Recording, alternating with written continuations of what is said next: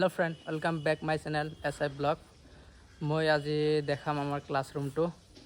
electrician আৰু ওয়াৰম্যান এই দুটা ৰুম আজি চাবক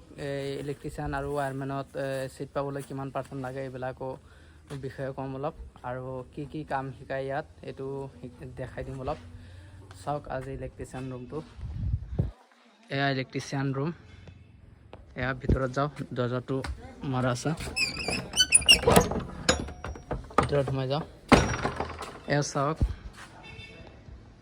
এটো ইলেক্ট্ৰিচিয়ানৰ ৰুম এটো মেইন বোৰ্ড ইয়াৰ পৰা 3 ফেজ লাইন আছে এটো পৰা 3 ফেজ লাইন আছে এটো পৰা সব মোটৰ কৰা হয় কন্ট্ৰোল কৰা হয় মোটৰৰ লাইন যে দিয়া হয় ইয়াৰ পৰা এইবিলাক মোটৰ চলাবলৈ 3 ফেজ লাগে এই কাৰণে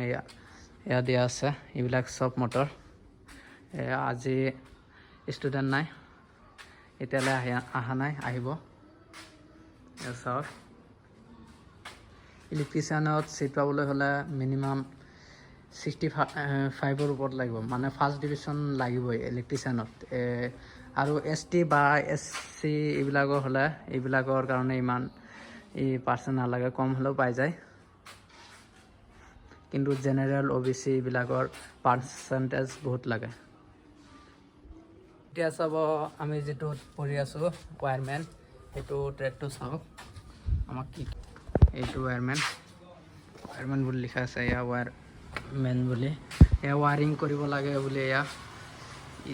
কৰা আছে ওয়াৰিং কৰা আছে মাজে মাজে ইয়া চাওক ওয়াৰম্যান ট্ৰেডত ইয়া চাওক ইয়া ওয়াৰম্যানত বহুত মোটৰৰ বেছি মোটৰৰ জেনাৰেটৰ আছে চাওক ওয়াৰম্যান তো আসলতে মেট্ৰিক পাস কৰাৰ পিছতে সব হৈ যায় মেট্ৰিক পাস কৰাৰ পিছতে এইবিলাক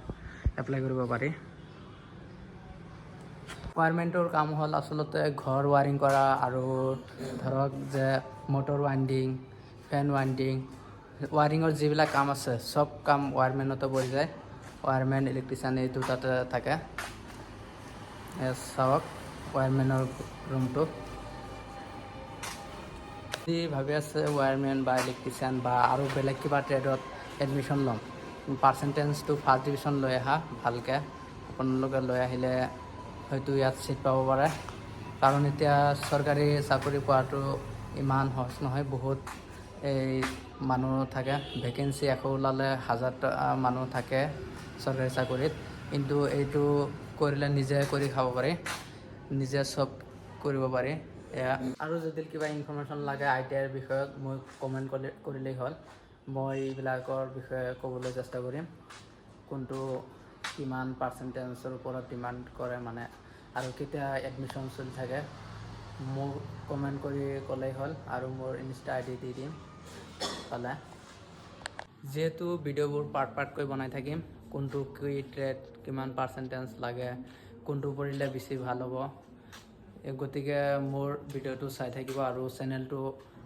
সাবস্ক্ৰাইব কৰি ৰাখিব